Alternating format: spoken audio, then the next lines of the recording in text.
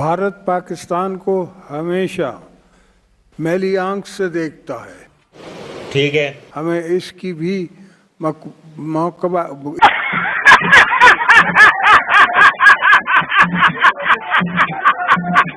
इसका भी मुकाबला करना होगा।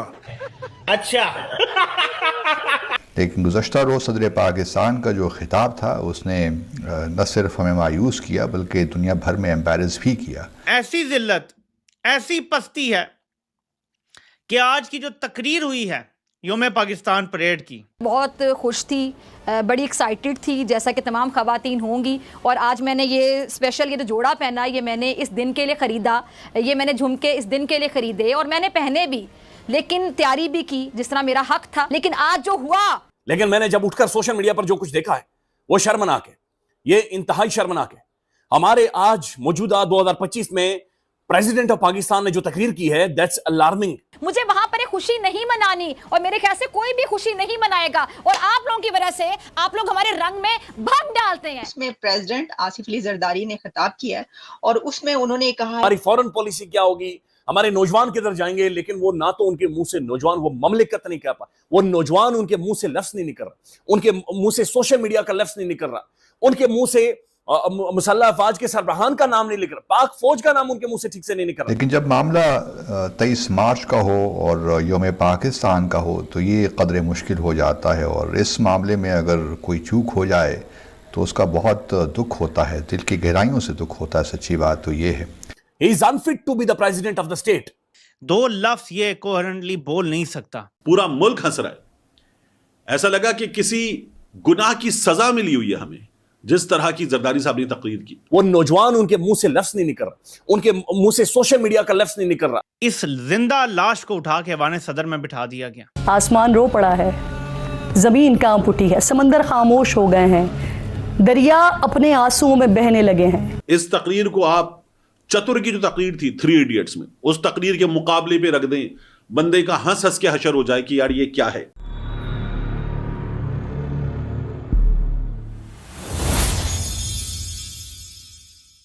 हेलो फ्रेंड्स, जय हिंद। क्रिकसेल हिंदुस्तान में आपका स्वागत है।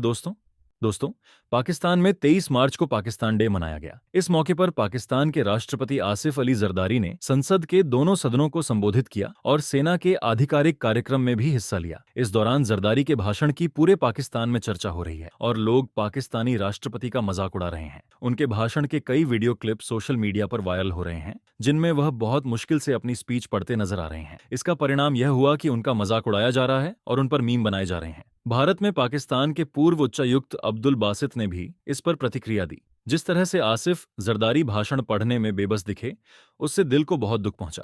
मुल्क का प्रेसिडेंट पूरे देश का नुमाइंदा होता है, ऐसे में उनका जो मजाक उड़ रहा है वह कहीं न कहीं हर एक पाकिस्तानी का मजाक है। बासित ने आगे कहा, हम बहुत साफ तौर पर देख सकते हैं कि जरदारी को एक एक शब्द पढ़ना मुश्किल हो रहा था। छोटी छोटी गलतियों को नजरअंदाज किया जा सकता है, लेकिन राष्ट्रपति का इस तरह भाषण पढ़ने में असमर्थ होना पूरे देश की छवि के लिए नुकसानदायक है।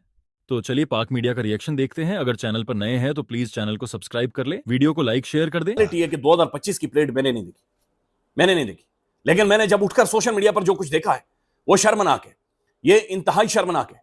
हमारे आज मौजूदा 2025 में प्रेसिडेंट ऑफ पाकिस्तान ने जो तकरीर की है, दैट्स अलार्मिंग कि हम फारिग हो चुके हैं। हम मेंटली, जो हमारी क्रिकेट टीम ने आज किया है न्यूजीलैंड के सामने और दुनिया कह रही आउटडेटेड हो गई, हमारा प्रेसिडेंट भी आउटडेटेड हो गया।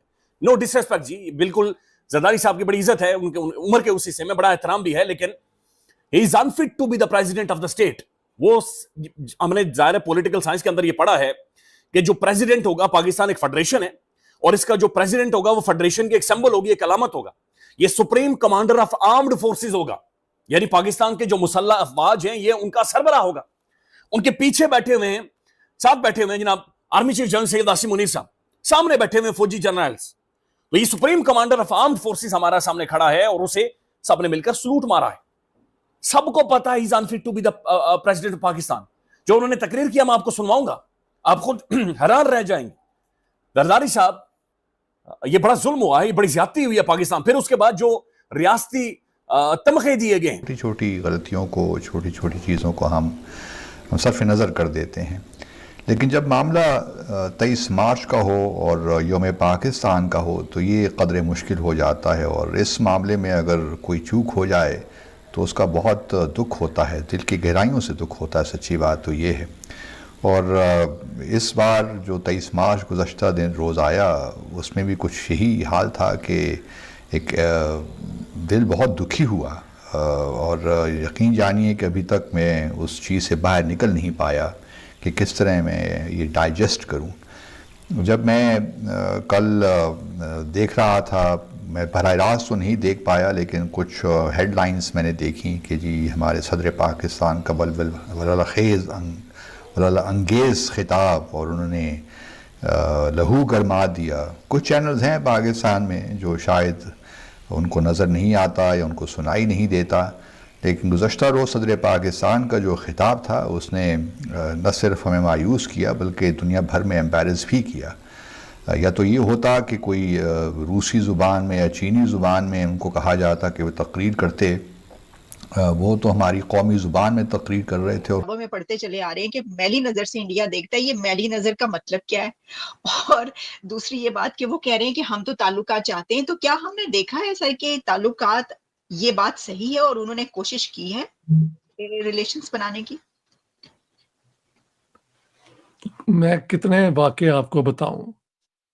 क्लासिकली हम ज्यादा दूर नहीं जाते। वाजपेयी साहब आ गए थे ना लाहौर, और लाहौर अकॉर्ड भी हो गया था, सब जानते हैं।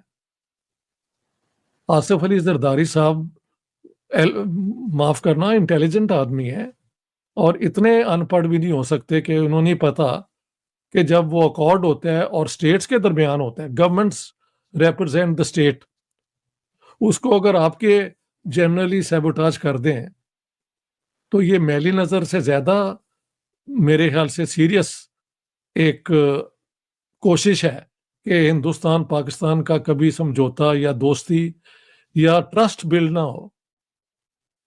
इसी तरह जब नरेंद्र मोदी आए एक शादी पे, उनके जाने के बाद पठानकोट हो गया। ये तो क्योंकि रीसेंट चीजें हैं।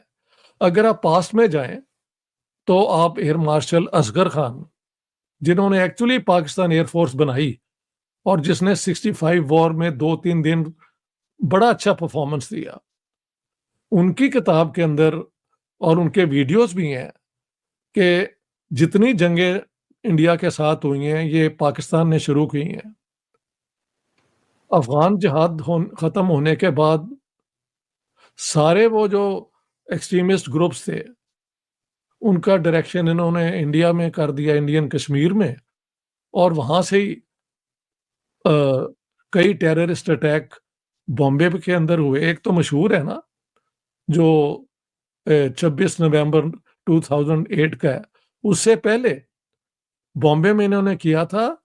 ये जो है ना जो बेचारी लोकल ट्रेन है उस पे इन्होंने कर दिया था और 173 लोग मारे गए थे। और ये वो लोग थे, अगर आप बॉम्बे वाली ट्रेन देखें तो उन डब्बों में लोग भरे होते हैं जिस तरह खड़े होने की जगह नहीं होती। वो ज्यादा बेचारा कोई क्लर्क होगा, कोई मजदूर होगा जो काम पे जा रहे थे। अब ये सारी हरकतें जानते हुए Asif Ali Zardari, and by the way Zardari साहब का एक वो भी जमाना है, और इनको उसके बाद ये हुआ था बॉम्बे अटैक। इन्होंने कह दिया था कि in every Indian there is a Pakistani and in every Pakistani there is an Indian.